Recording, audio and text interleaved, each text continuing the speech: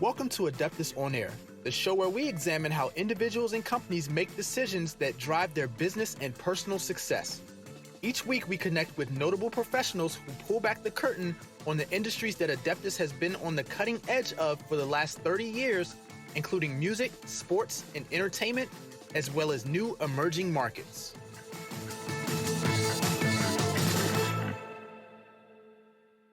Good morning, and welcome morning. to Adeptus On-Air. I am your host, Eneman, and I am here with Kait Dunton. Kait, Morning. welcome to the show. Good morning. Thanks. Thank you for joining us today, bright and early. So let's jump right in. Can you give a little bit of a background? I mean, I'll just set the context. You are a phenomenal musician, rooted in jazz, but certainly not what I would call a jazz musician. I think you have evolved well beyond that at this point, but that is, I think, the core to a lot of what you bring to life. Can you give a little bit of background of who you are, what you do, and maybe just a little snippet of your backstory? Yeah. It's actually quite refreshing to hear someone say, you're not a jazz musician, because that has been, something jazz is an interesting term, and I have felt myself as a jazz musician for so long, but I have also felt the current evolution. So I'm very happy to hear that the evolution is successful, like it's, translating. Absolutely.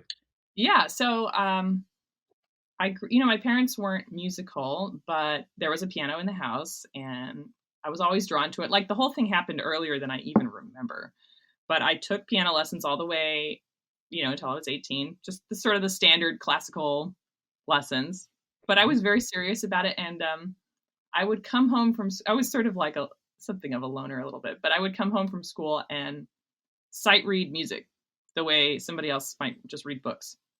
So I had so many books at home and I would just sight read all these different genres. Bach, Beethoven, the whole thing, but also like big band arrangements that were reduced for piano score, or like Bill Evans' transcriptions of solos and all kinds of things. And I developed a love for jazz before I really even knew what it was. I didn't, my teachers were not involved in it, and I didn't even understand that they were improvising, which is hard to imagine, but I don't think I knew that, especially since I'm reading transcriptions of solos. So already it's like. So you're transcribing and playing this in your head. Oh, no. There are books you can buy where they've transcribed solos of like some of Bill Evans' famous, like on, for one example is Autumn Leaves. So Bill Evans has a famous solo. But are you sight reading and playing it, or sight reading and playing the audio in your head, playing the music in your head?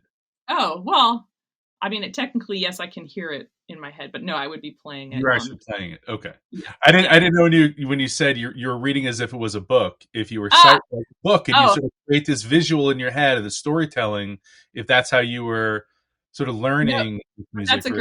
That's very interesting. No, I guess I just meant that, for many musicians, they find sight reading to be one of the more challenging aspects of being a musician. And for whatever reason, it came easily to me as a young child. So, it's like an enjoyable pastime for me where I can just sit down at the piano. Oh, I like this song, la, la, la. Anyways, but so, I was really getting into the sound and the feel of jazz, and I had a couple of records. And this was still back in the day when I could go to a record store and like go to a listening station and be like, ooh, I like this. And, kind of just by happenstance, one of the first jazz records I got was called Something Else. And that's Cannonball Adderley, Miles Davis, like a huge record that I just stumbled upon. So, how lucky that Hank Jones on piano, like that was one of the first like really fruitful listening experiences for me. Anyway, so I go to University of Virginia for college. Okay. And I'm planning to be like a biology major. Music was still just this thing I did for fun. And I was like, oh, maybe I'll try out for the jazz band. Like they didn't have a big music program. It existed, but there wasn't like a big competitive thing there. Anyway, so kind of on a whim, I go to try out for the jazz band, and I play something that I had memorized, like one of those big band reductions or something like that. And the band leader was like, "Hey, that's great," and then gave me a lead sheet.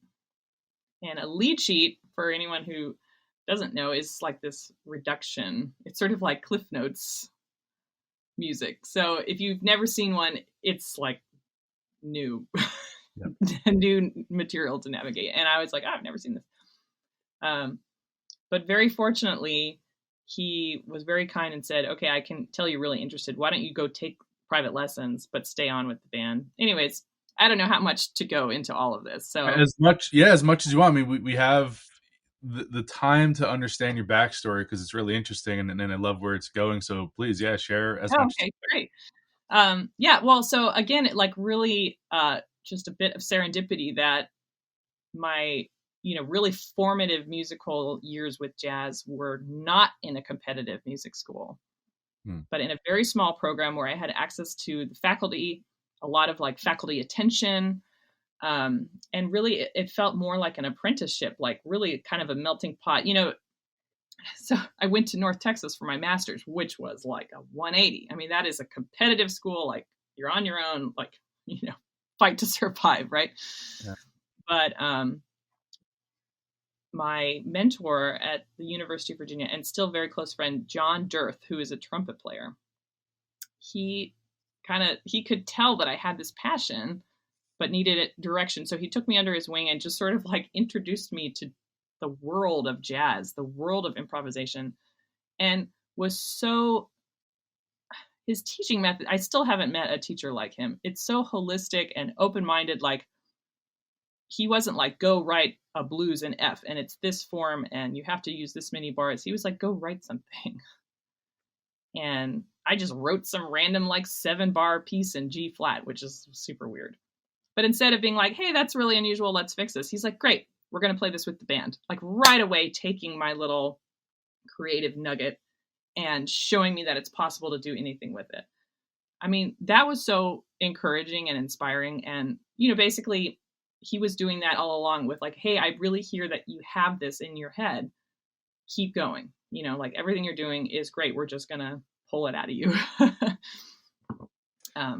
Interesting coming from a trumpeter that your formative and mentor, not so much instructor, to guide you down this path of understanding what you need to let out. Well, I also had a jazz piano teacher, Bob Hallahan, who was incredible. And that was, the nitty gritty of like, more of the like the theory, the scales, like how to deal with everything. But John was more of the, big picture, like, who are you as an artist kind of thing, which was incredible. Nobody had talked to me like that before. Nobody had said, you need to be serious about this because you have something. And I remember he used to always say, jazz is a problem that you have to work out. And I love that. I say that to, my students, just other people. Like, I love that because I feel very strongly that this music allows you to have your own voice and that it's essential that you work out finding what you have to say.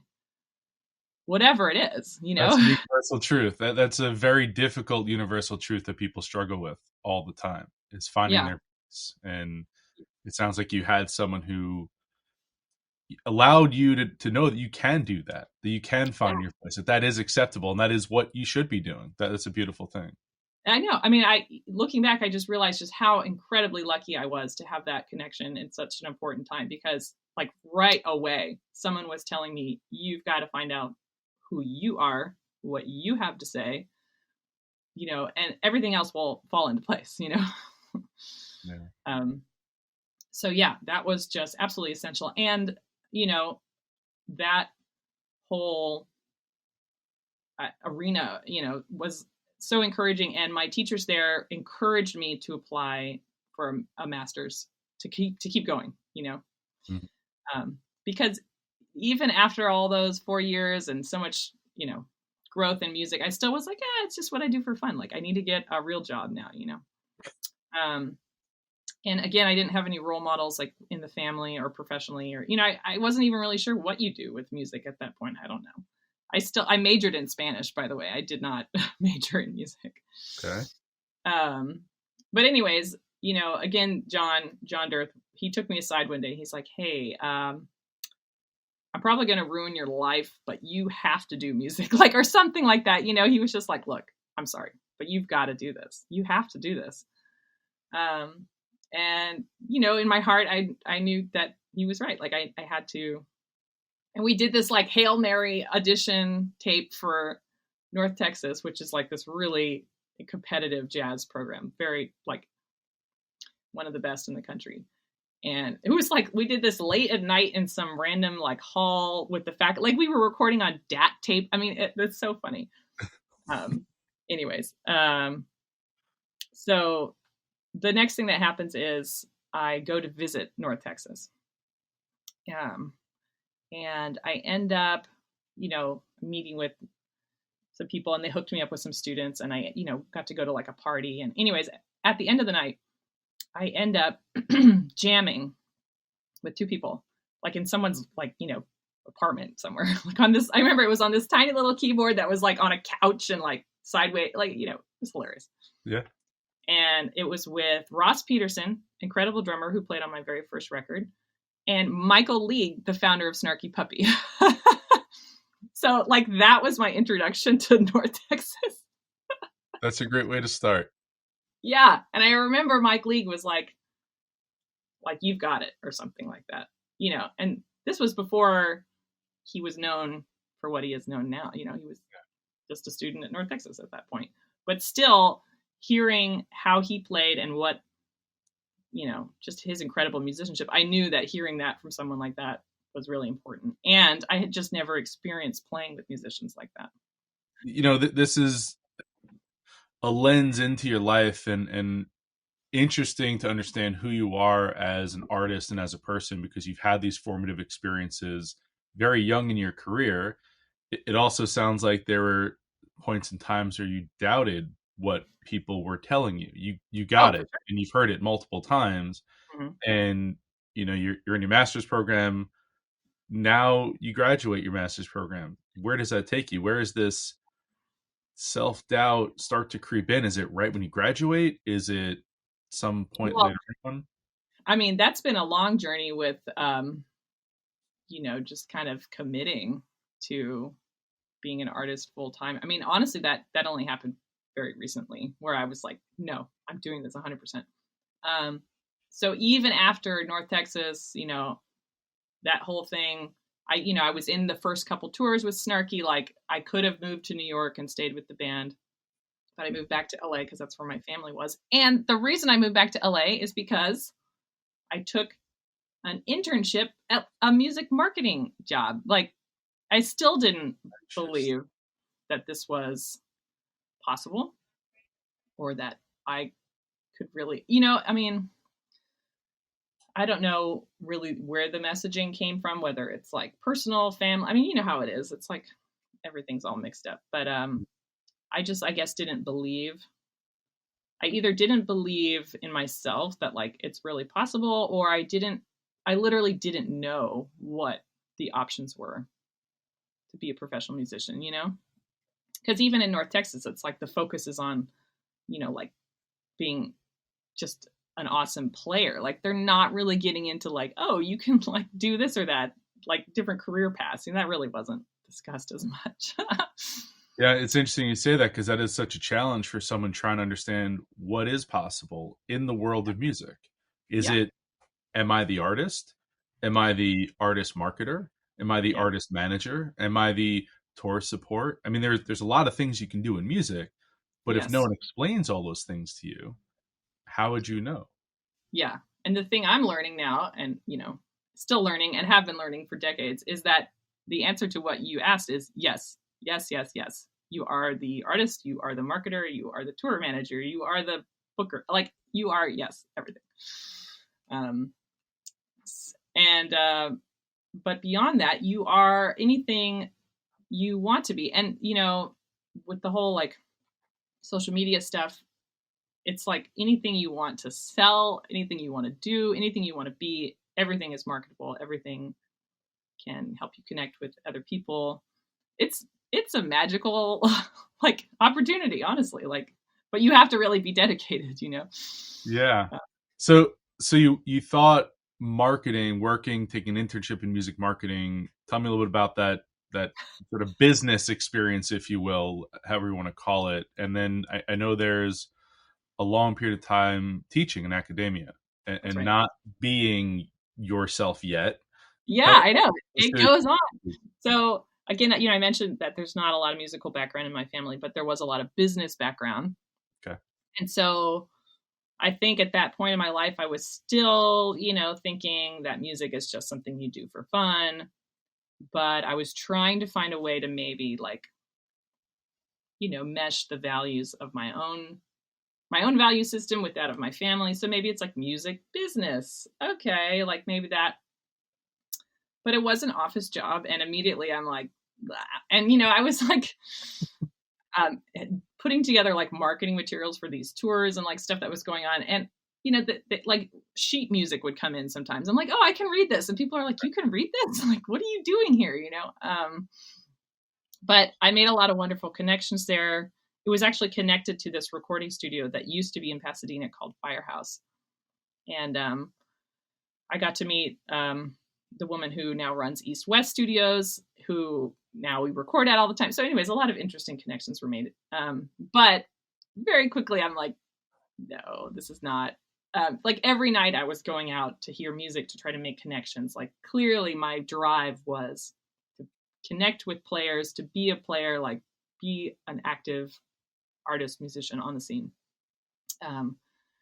So with all those like evenings out, that connected me like very circuitously with all these different people, and eventually connected me with Aron Surfati, who is a drummer who teaches at USC.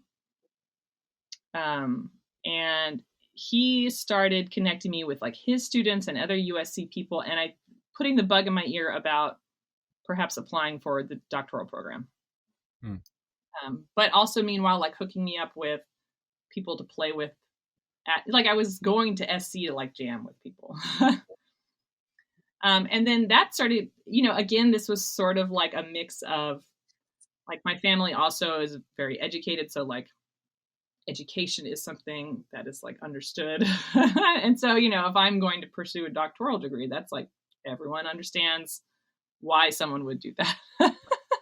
And so I guess I was still trying to like, you know, find my own value system and where it fits in with the value system of the family. This is funny. Do I need to pay you for this? I feel like this is therapy. Like I'm finally working this out. This is part of the fun of having a conversation, is that we can get into these topics and explore them. All before 8 a.m. Yeah, but that's funny. I've never actually like put it together in that way, but I think that's what was going on. So anyways, I apply for the Thornton School of Music DMA program, Doctor of Musical Arts, which is like an artistic PhD equivalent. Okay. And I remember in my audition, Alan Pasqua was the head there, and he was there, and I started playing this ballad, More Than You Know. And all I did was play the melody, and Alan Pasqua was just like, that's enough. Anybody who could play the melody like that, I don't need to hear the rest. And I was like, wow, okay. I mean, I played other songs too, but I remember that moment. And then I'm like walking out of the audition, and someone else said, hey, where else did you apply? And I said, nowhere. This is it. And they're like, you shouldn't have said that. But I'm like, sorry. That's true. Anyways, I end up getting not only a full scholarship, but like I forget the term, but you know, like a work, I was able to receive income and like assist a professor, sort of like a TA ship. Yeah, like a work study type program. Yeah. So, I mean, who's going to pass that up, right? So anyways, I enter into doctoral studies, and that's like 4 years, very like intensive study. A lot of it not jazz, actually. A lot of it was composition and research and education, like all kinds of stuff, you know, wow. Survived that. But then the messaging all throughout those 4 years is like, why would you get a DMA if you're not going to teach? Like, that's pretty much why people get that degree, is to get better teaching positions. And also, I was basically offered all kinds of jobs even before I graduated. Like Musicians Institute offered me a job, Chaffey College offered me a job, and I'm, in my mind, I'm like, this is silly. I have to take these, like if you're handed something on a silver platter, you have to take it, which now I understand is not true. But at that time in my life, it's like, it seemed like, okay, this is the natural progression of things. So then I'm teaching for a while, quickly realize that is not for me either, but I'm like now enmeshed in these gigs, got to finish out the year and blah, blah, blah. And meanwhile, I have a trio that I'm calling Trio Kait that I'm starting to get more serious about, writing a lot of music for. We have, I want to say like 4 albums with that group. We toured, we did a lot together. And that was kind of like my musical band leader outlet, artistic outlet. Sure. And definitely having the most fun with that, performing, touring, being an artist. But the seeds really weren't planted until I officially I started a piano program at LACM, Los Angeles College of Music. And that was like this whole big thing, a lot of work. And it's weird because it feels very prestigious to be like, I started this program, like I'm the department head. It's like, wow, that's so cool. Yeah. But I don't want to do it. I felt conflicted. But then finally one day I sent the email saying I have to focus on myself. And it's funny because, it took weeks to work up the, I don't know, whatever, the guts to send that email. Sure. And then when I did, it was like freedom. I mean, a weight was lifted. I'm like, oh, everything became so clear. I'm like, oh, I should have done this years ago. And then so the pandemic. narrative you were building up, the story you're telling yourself is, I can't do this. I have to have a steady job. This is what I was supposed to do. I went to school to study music. Therefore, I'm a music educator. I started a program. This is my crowning moment in my career. And I don't want to be here. I shouldn't be here. I'm an imposter in this position. What am I doing? That you had that moment. Well, it's not so much imposter as just if you're not loving the work you're doing, it's not the right work. Love what you do. You don't work a day in your life. That saying, right? It's very true. It's so true. And the thing is, now that I'm doing 100%, the stuff I want to do, I can do crazy things with a deadline. And I love it. I'm just in there oh my God, I have to write 9 songs in a week. Yes, that's the most amazing thing I could possibly be doing. Or oh, I have this crazy recording session and this music is near impossible. That's awesome. I'm going to just shed this music for I'm so excited, Yeah. I get upset that there's not more hours in the day to focus on this. And so clearly, it's just interesting how long it took me to maybe fundamentally believe that, or believe in myself, or trust myself, or whatever it is. I don't know. Yeah. In your journey to find that purpose, to find that voice, were there ever people telling you not to find it, not to be that person, not to be an artist? Or is it not really directly? Yeah. What's that?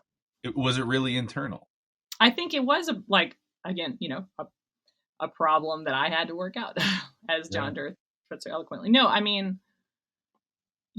there was no direct messaging, nobody was like, oh, you suck, or you'll never make it, or nobody was saying stuff like that, thankfully. But I think just the way we're brought up and the values that are instilled in us from our families, and I think a lot of it came from not having professional role models growing up.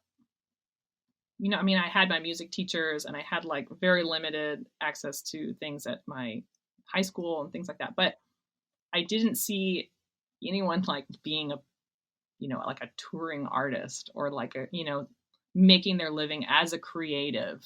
Sure. mainly I was exposed to people who taught music or played like in a symphony. We would go out and see symphony concerts when I was growing up. But certainly nothing in like popular music, commercial music, and certainly nothing to do with like movies, film scoring, like composing for, like nothing like that. And so it just wasn't a reality at all for me for so long. And, I think music was all like the messaging was maybe indirect, but clearly instilled in me that music was like a thing you do for fun and you need to get a real job, even though nobody said that directly to me. So it's sort of my own problem. And you worked it out. I worked it out. But the thing is, everyone has their different journey. And I'm so happy to be at the age I am now, where I am now, because, now I have all of this experience and like background behind me. And the thing is, every year goes by, not only do you learn more about what you want, but you learn about what you don't want, which is essential. Very true. And that's something you really don't know when you're like 21. How do you know what you don't want? You haven't done anything, Absolutely. So, and mistakes are part of that process because they're not necessarily mistakes in and of themselves. They're realizations that what you were doing wasn't right for you. Yeah. And react and learn and move on quickly. And that is, people call that failure. Well, that's okay. That doesn't mean it's you failing. That just means something you were doing wasn't right for you. And that's offered to move on and find the thing that is. Absolutely. And it's like you've done that very quickly at each of these stages. You went through the process because you are very much part of that regimented mindset of, you talked about education with your family and business with your family. Well, those are very structured sort of processes that you have to follow in order to achieve success. Music isn't as structured in many ways. It doesn't work that way. No. And you kind of allowed yourself to go through the process of education and learning and trial and error in many ways, while also being at this time, a student of jazz, not a jazz artist, but a student of jazz, which is all about improvisation without boundaries, but they're structured. Yeah. And so it's interesting that your life is paralleling the music that you learned and it enabled you to be comfortable in that, right? Jazz, you make a mistake. That's not a mistake. That's a new run that you're going with. Absolutely. It's just something that you learn that becomes part of, it sounds like part of how you've lived your life and are living your life, which is, really interesting parallel because most people don't think about music that way. It is. It's a hobby. It's a side thing. I go to a concert. It's nice, but it is hearing your story and you telling it. You've embraced the process of learning music, the process of sharing music, and the process of experiencing that music in a way that is a true reflection of who you are. And people are reacting positively to that. I mean, you have an incredible following now that you've journeyed into this realm of becoming an artist. You've always have been, but you're allowing yourself, you're sort of taking down these barriers to be who you are on stage, in the recording booth, all of those things. And how does that now, as you've made that shift to thinking about, I can be a full-time artist. I am a full-time artist. I'm going to continue to be a full-time artist. How does that feel for you? Is there still fear around that? Or are you having fun with it? I mean, I am like so just elated. I mean, the energy I feel lately is incredible. The forward momentum, the excitement. I mean, I can't tell you. It's just like, there's almost too much that I want to do, I just feel, I mean, first of all, like so grateful to have this audience and this opportunity to share my music. And that in itself encourages me to keep going, to try to evolve, to go deeper. I mean, the thing is, I feel very excited for the possibilities that exist. I mean, right now I'm in, a certain phase of like, these are the things I'm kind of enjoying, but I can't wait to see where it goes. And I really love the inward journey. And now I'm realizing that being able to connect with others through what I have to say is like a valid and beautiful, like, life path. I mean, I think I used to maybe be afraid of that, or didn't think that was real, or I don't know. But now I'm realizing that that is the most incredible work that I could possibly be doing. And it's so thrilling. It's just amazing. It is. And I can tell you with certainty, it comes through your music.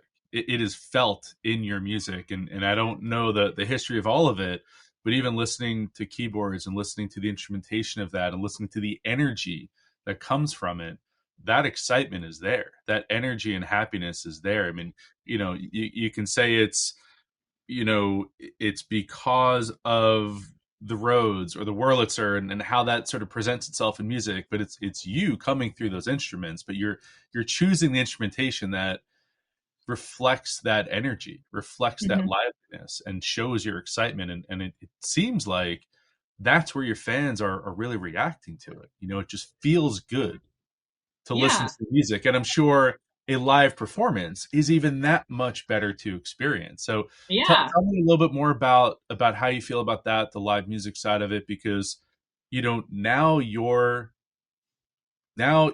some ways, and this is going to sound bad, but you're now a business. You are Yes. earning your livelihood as a independent business, Yeah. and that has a lot of things to think about. Yes, it does. How do you feel about, right? You learn marketing. Well, you have to market yourself. You have to Yeah. organize yourself to go perform. You have to book yourself, right? You're I use doing everything. I 10 mean, thanks. different things that artists might have once they reach the pinnacle of, some of the influence that you may have had, like a Herbie Hancock or a Chick Corea, who had these teams, but you're at this where it's all you. Yeah. You Yeah. have to wake up and do these things. Yes, I do. And hopefully in the future, I mean, that is a goal, is to have a team, and just eventually hand some of these tasks over. But the thing is, I have been doing this in, some capacity for basically since I put my first record out in 2008.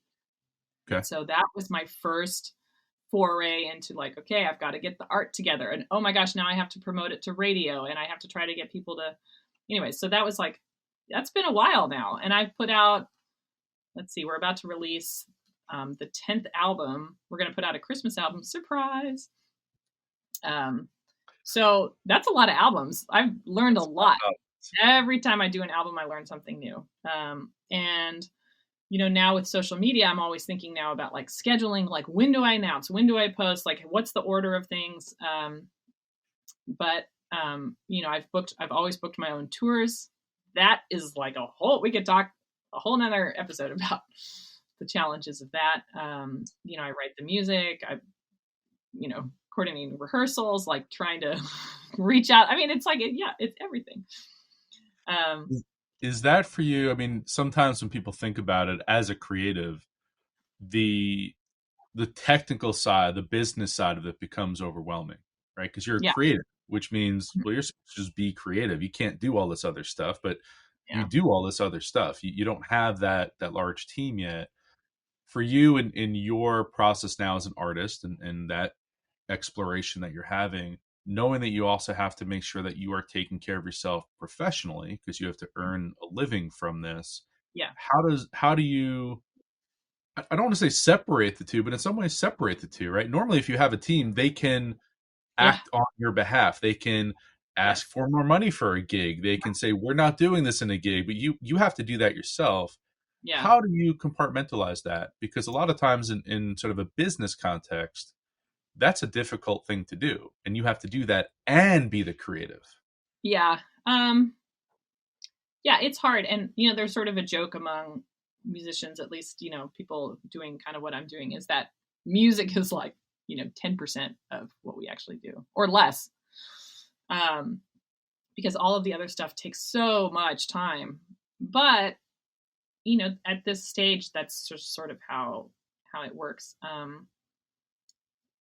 mean, fortunately, the whole music marketing thing, like, I mean, I actually do have an interest in marketing. Like, I'm very interested in, like, I mean, essentially I am becoming like a brand in a way. Like, what's my story? What's the image I present? Like, I think about that.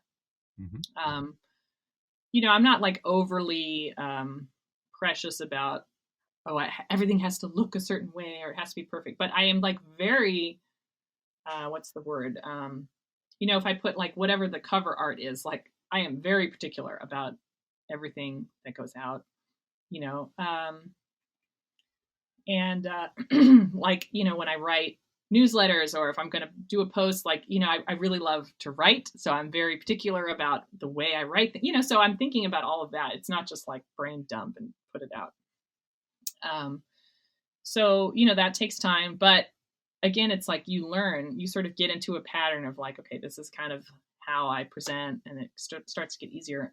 The actual money side of things, that is complicated because I would say musicians are, this is not always true, but it's notoriously a sliding scale. It's not like we always make 200 an hour. Like, it changes depending on, sometimes you make a day rate. Sometimes it's like per song or project or like, I don't know. And, with touring, it's like, at least at the point I'm at, it's like, it's still not really, I'm not looking at it as like a money making venture. It's more just like trying to get out there. So, and you understand that based on the size of the venue, there's just certain limitations with how much you could possibly ask for. I don't know. So you're doing these calculations in your head.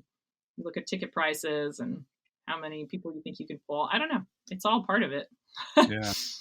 Yeah, it's interesting to see that. So you're at this inflection point now in your career, and it's not really an inflection point in the sense that you found your path.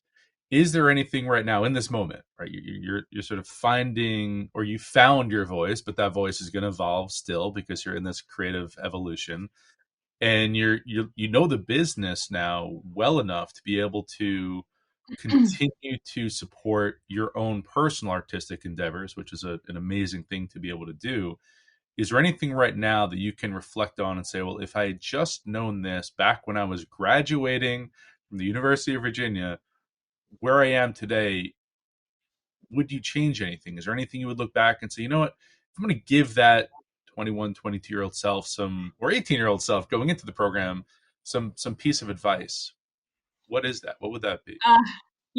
That's always a hard thing because, again, like I was saying, I'm sort of happy that I've landed in this moment at this moment in my life. But I do think it was a long road for me to have complete confidence in myself. And I think I would have been interested to see like what else I would have done had I been more confident.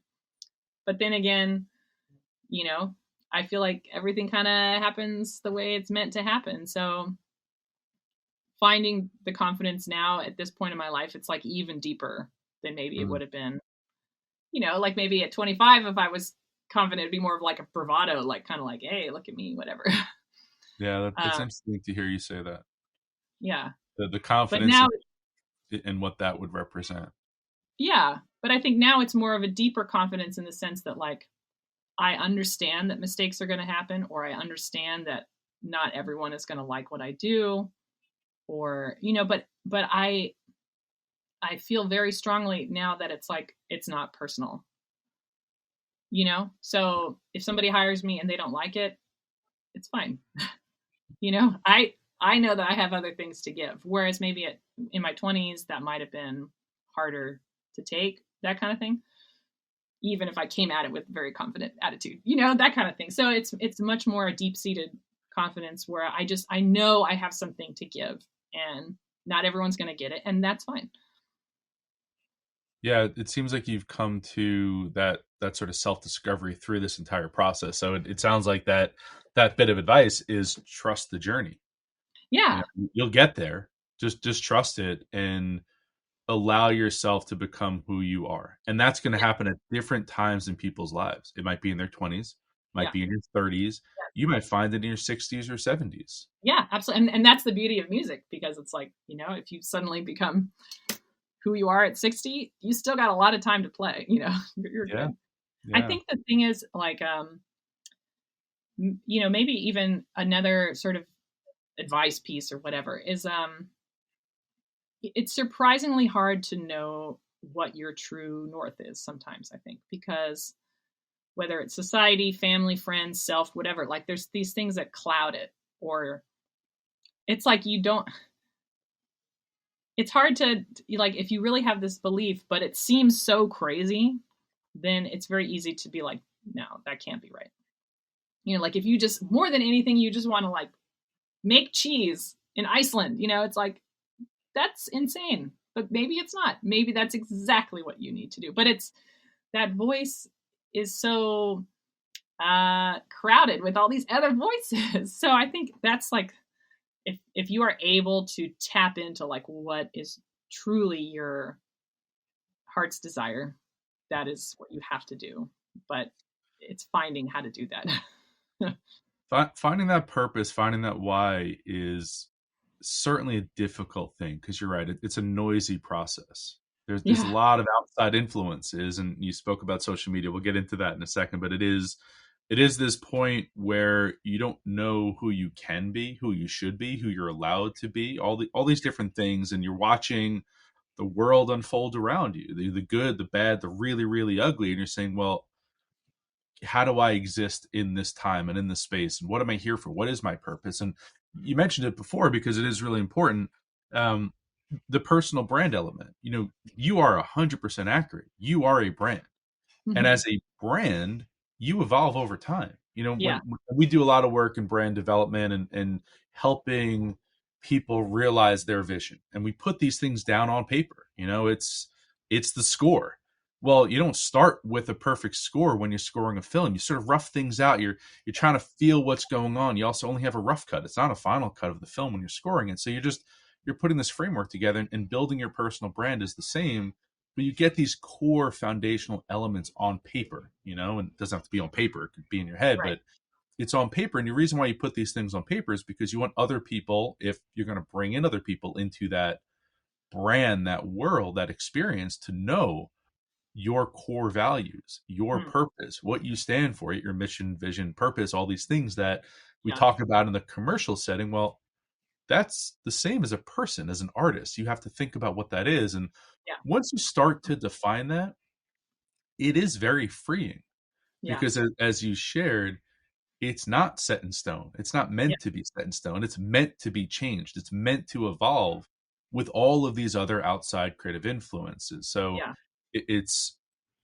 important, and you've shared it, to understand that why. And that's just going to propel you through all of those challenges, if you will, right? You're out and a touring artist, and that is not easy. You're trying to make a living as an artist. That is not easy. So that's a challenge as a structure. Systemically, that's a challenge as you go through that. But you can persevere because you've started to find that purpose, that why. And once you have that, making cheese in Iceland makes perfect sense. This is why.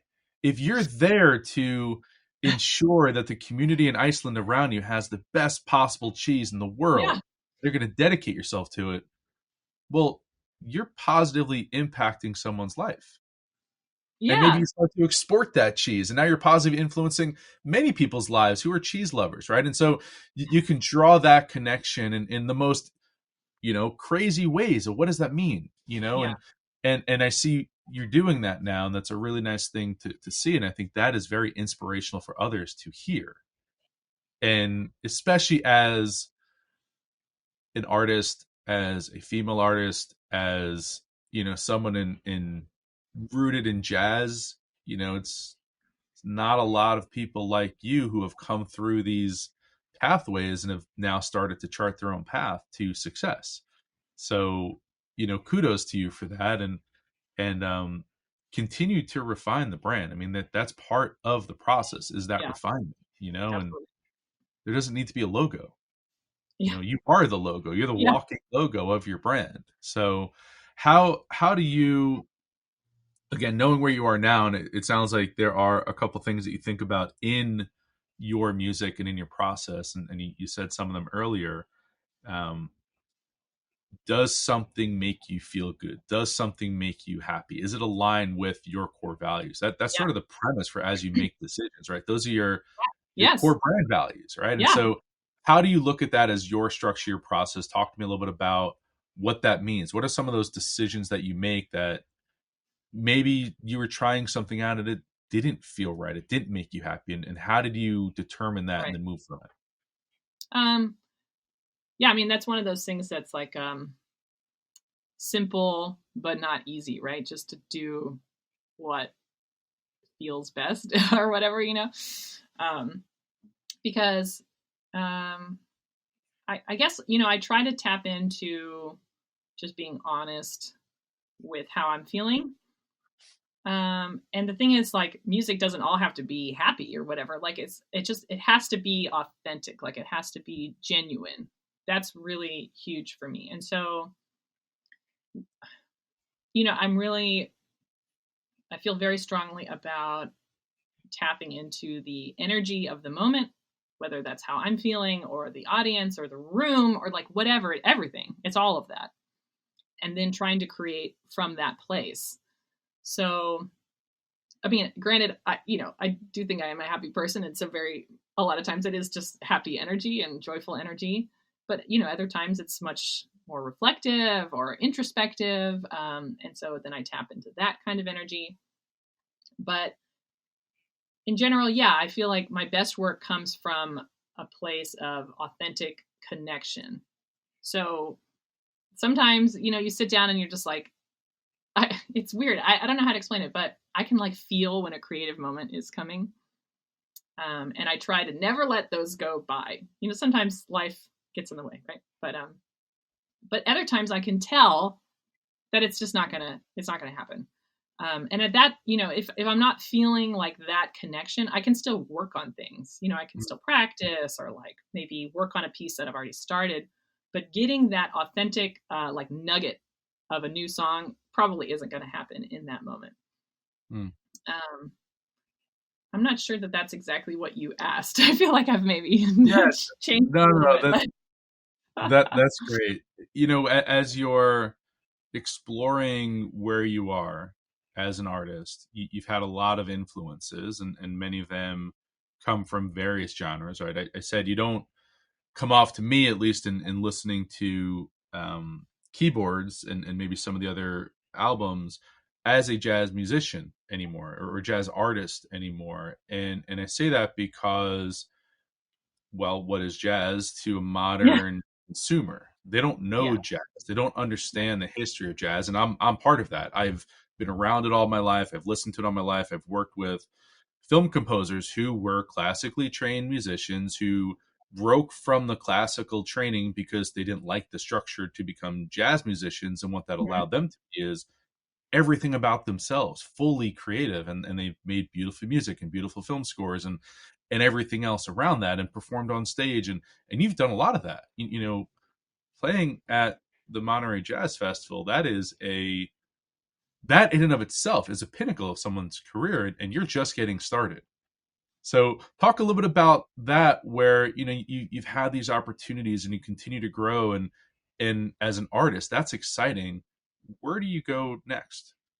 Oh, well, I mean, yeah, that is and was super exciting. I mean, yeah, the thing that's like the puzzle piece is because I book all my own shows. I mean, I was invited to play at the Monterey Jazz Festival, so that was like just so special. Tim Jackson invited us. Sadly, his last year as music director, but um, that's fine. It still was such a beautiful moment and so inspiring to to use that as a launching pad to hopefully get other things like that in the future. But again, it's at this point still up to me. Like, I just need to like write emails to venues or try to find connections. I mean, it's interesting how long that can take or how unsuccessful that can be. I don't know. I mean, it's sort of a crapshoot in a way, if anyone even reads your email or if there's even someone to contact at all, because some of the larger venues, it's sort of like, if you don't have an agent or something, it's good luck. Yeah. But But no, you've I been mean, certainly, persevering I through hope. all of those things, right? You're persevering through all those challenges because you know your purpose. Yeah, I It, mean, I'm very inspired to keep growing, and I have confidence that it'll happen at its moment, whatever the moment is, it will happen. yeah. Yeah. Who are the artists today, the creatives today that are most influential in your daily life? Oh gosh.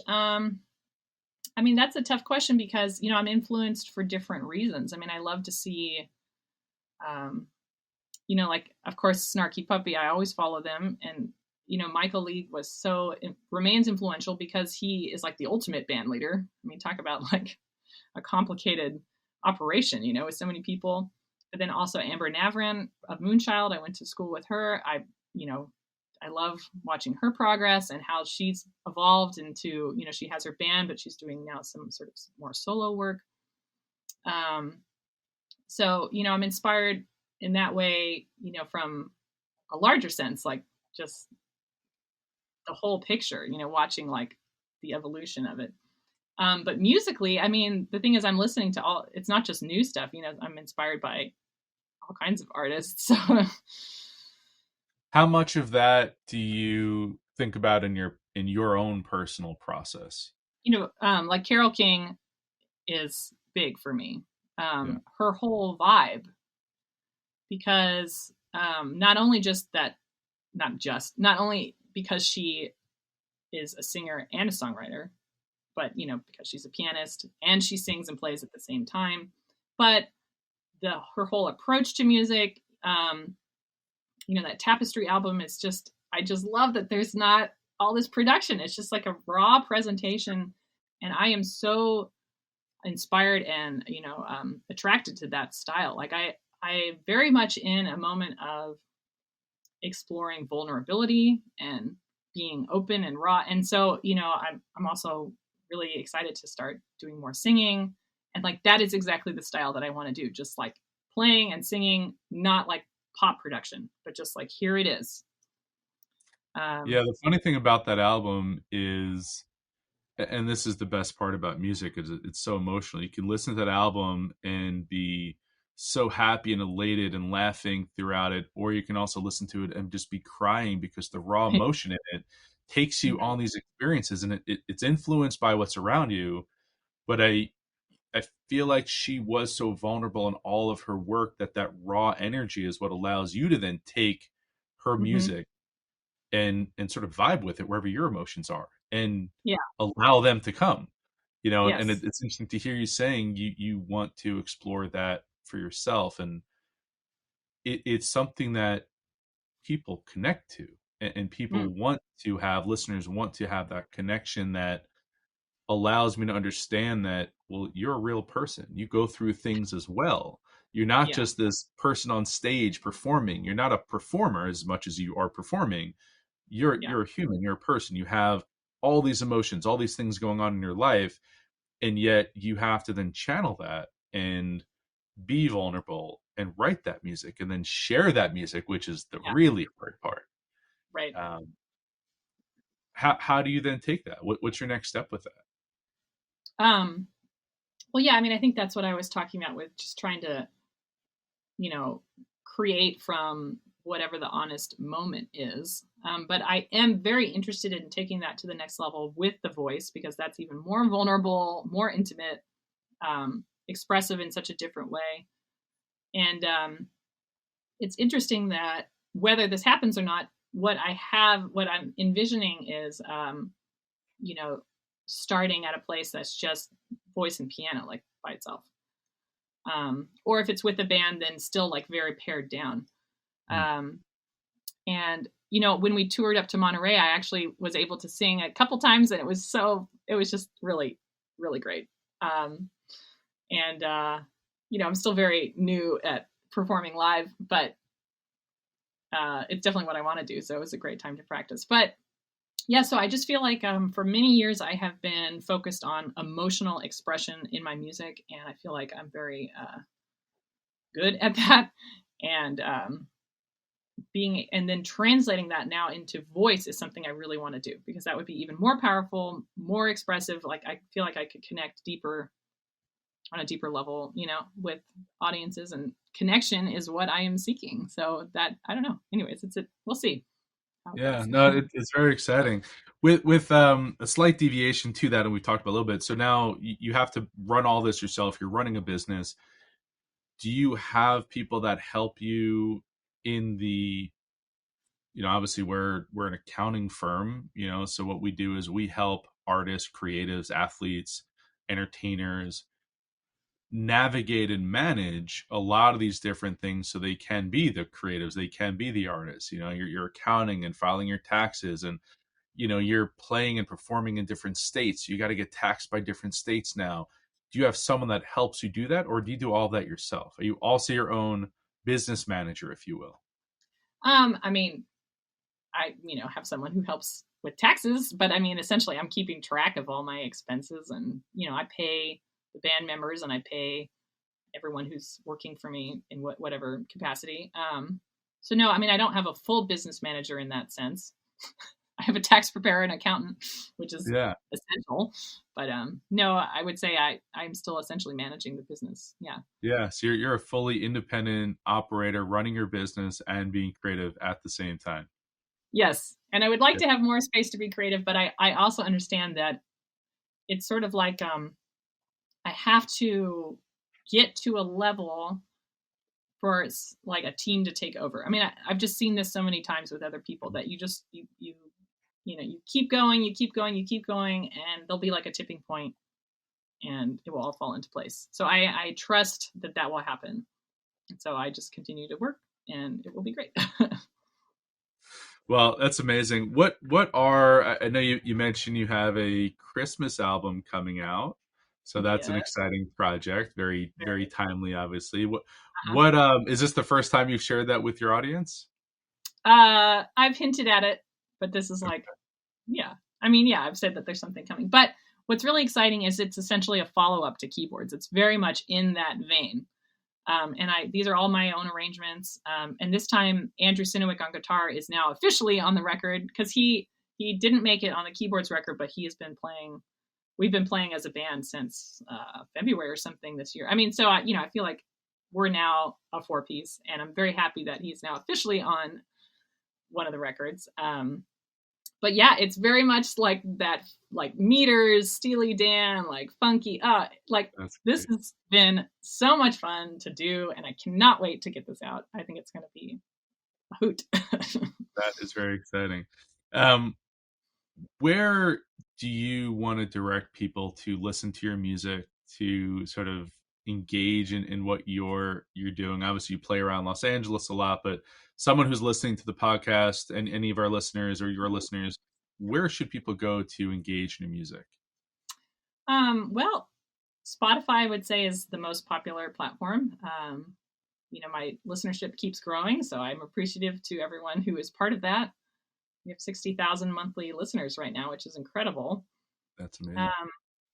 So yeah, I would say go to Spotify. But the thing is, I do truly enjoy receiving correspondence from people, and on my website, I do have certain things of it. Like, I mean, you can order physical merchandise directly from me on the website, but I have a couple songs where you can like download a WAV file, download the sheet music. I'm actually hoping to get a lot more sheet music up, because surprisingly, I get requests for sheet music, which is such a beautiful thing, right? I love seeing that on your site, because it's not present in so many people's lives, and I cannot read sheet music, so I'm not that person.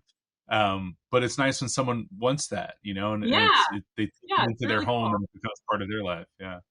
Yeah. But so, it's interesting that, I think some people feel like, oh, they can't reach out, but I love it. I mean, I love connecting with people. So, always feel free to get in touch. But yeah, Spotify is good. I mean, Apple Music, any of the big ones, I'm there. You can find the music. So follow your path, right? Take the journey and learn to understand that you're going to get there. That's sort of a key premise that you've been talking about throughout this. Have fun, right? I mean, it is about having fun, and music is that. It doesn't mean it's not going to be emotional at times, but have fun and have that lens of can it make me happy? Does it fit? And just and sort of have that take you along for the ride, if you will.